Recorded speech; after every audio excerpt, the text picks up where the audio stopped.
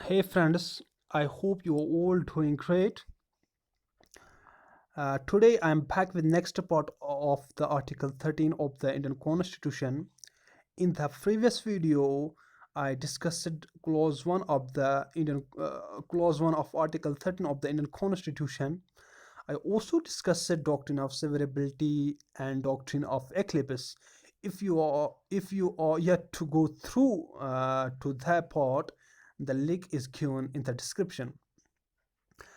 I hope today's discussion is gonna very fascinating and interesting. So let's get started. It's clause 2 of the article 13. Clause 2 clause 2 of the article 13 puts a bar on the powers of the state, and it prohibits the state to make any law, to enact any law which abridges or takes away any right conferred by part 3rd of the Indian Constitution.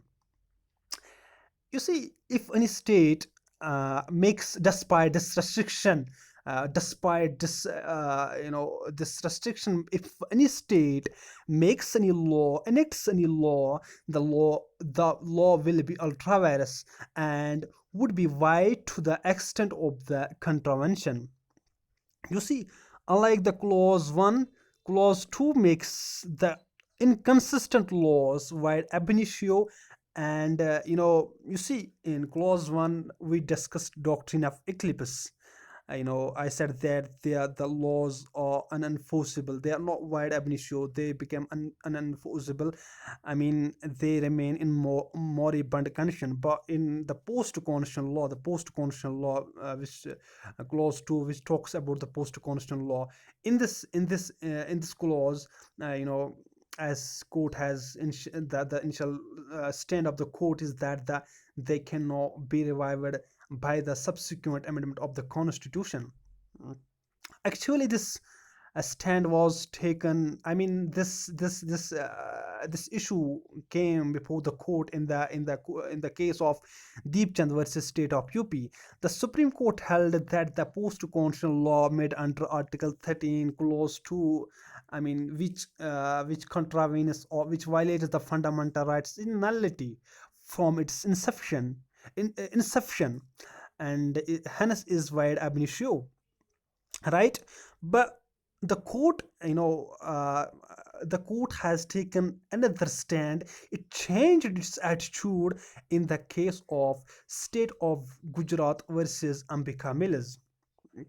You see, in this case, the court said that the post-constitutional law, which is inconsistent with the fundamental right, is no nullity or no existent in all cases for the all purposes. You see, in this case it was said that the doctrine of absolute nullity is no universal rule, and there are the exceptions. You see, as we all know that the fundamental rights are available uh, against the citizens.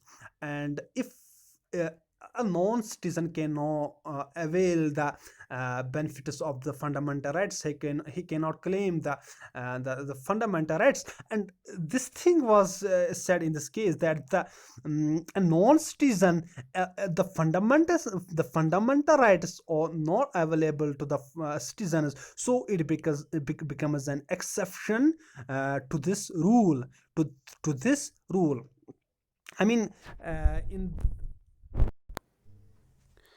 I mean, the wideness in Article 13, Clause 2 can only mean wide as against persons whose fundamental rights are taken away. Um, you see, mm, actually, this clause is simply, in precise words, it's a prohibition, an absolute prohibition on the powers of the state. State cannot frame any law. It cannot enact any law which takes away the fundamental rights. And this is all about clause 2 of the article 13. Now have a look on some doctrines here. You see, a question must be asked: can any citizen waive off his fundamental right? The answer is no, not at all. The next question is, if there is freedom to all citizens, why cannot a citizen waive off his fundamental right? The answer is given by the court in the simple words that it's not always about an individual, it's about it's a matter of public policy, it's a matter of general public. So no, fundamental right cannot be waived. And here the distinction is marked between a legal right and a fundamental right. Now, the next doctrine, that's doctrine of lifting veil. You see, when any statue, any act comes before the court, sometimes uh, the court finds it expedient to ascertain or to find out its true nature and character of the actor, and it also finds out the impact of the actor. It I mean it takes all the considerations into the account, factors such as history of the legislation, the purpose, and the circumstances and the conditions, the mischief which it intended to suppress, and the remedy or the disease which the legislature resolved to cure. And these are the all considerations. These are the all factors which a court takes into consideration while checking the validity of any statute. And this is the doctrine of lifting veil. Thus, in simple words, I would put this like this: that if a court uh, sees all the factors, it takes all the conditions, all the factors into the considerations. As I said, that the nature, the history, the remedy, the remedy which it wants to cure, and the mischief, all these. And then it comes the doctrine of lifting. There is a very interesting question here: is a constitutional amendment a law under Article 13 Clause 2?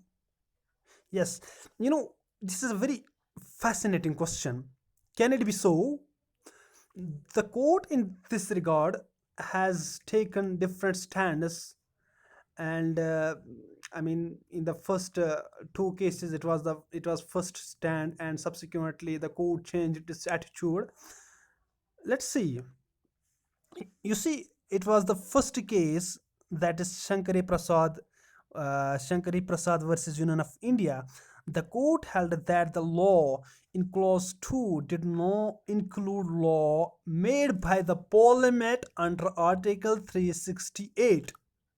The court made it clear that an amendment made under Article 368 is not a law at all.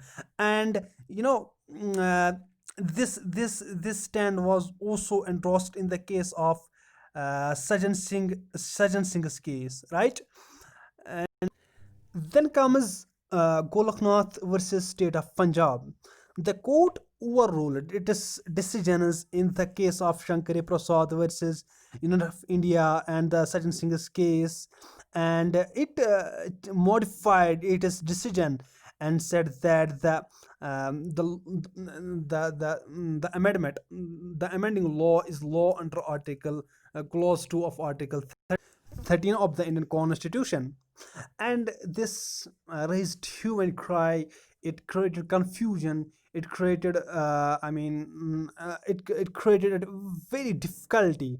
And in order to remove this confusion, the Supreme Court, in order to remove this difficulty created by the Supreme Court's decision in the Golaknath's case, a Constitutional 24th Amendment Act 1970 was passed. It was enacted, and the clause 4 was added to Article 13 of the Indian Constitution. So there are four clauses of the Indian, Article 13 of the Indian Constitution. The fourth clause was added by the Constitutional 24th Amendment Act 1971. This is to be kept in mind, and it says that clause 4, article 13 of the Indian Constitution, which makes it clear that the constitutional amendment is passed under article 368 shall not be considered as law within the meaning of the article 13. What it says that any law, any law which is framed, which is enacted under Article 368 is not a law at all. And this was the amendment in 1971. And this constitutional amendment uh, came in again was dragged in the court in the Kashmir and the Bharati versus Union of India, and the court uphold the decision of the Goloknath's case, and but it cautioned that the parliament cannot change the basic structure of the constitution. This was, I mean, there is the third clause of the Article 13, which I already told that the law in clause third of the Article 13, it has been given a very broad connotation, and it includes ordinances, order, bylaws, regulations, notifications, customs, and anything which has force of law. And if anything which has force of law takes away fundamental rights, can be challenged before the court. You see, there is an exception to this clause, that is personal laws of Hindus, Muslims, and Christians are excluded from this definition of law, although it is very broad, but this is an exception. So guys, this is all about Article 13. I hope you got my you see this discussion, you got my presentation about this Article 13, and I hope you like it. If you like it, give it a thumbs up, and support our channel. Thank you so much.